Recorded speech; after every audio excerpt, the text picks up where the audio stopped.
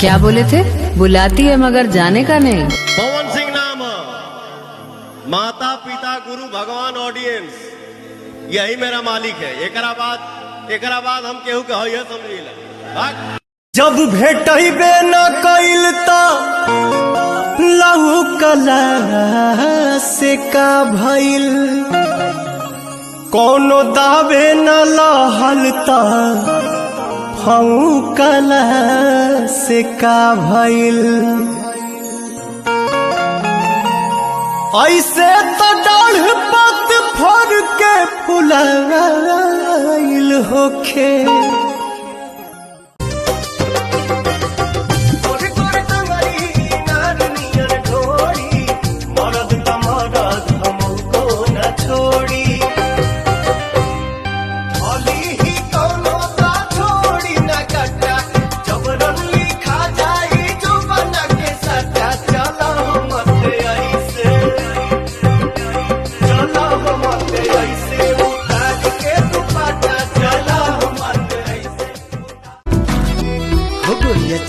तुहार मत वाली गजरा गजरा कान के बाली, लाली बिंदिया से निंदिया हराम हो गई, हराम हो गई।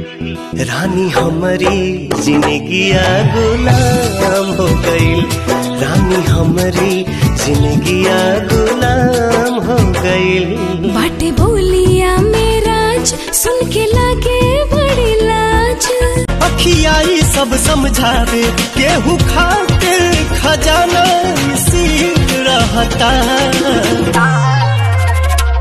कहीं देले तू जरूरे बड़ू दिल, मिजाज तो हर गिल रहता।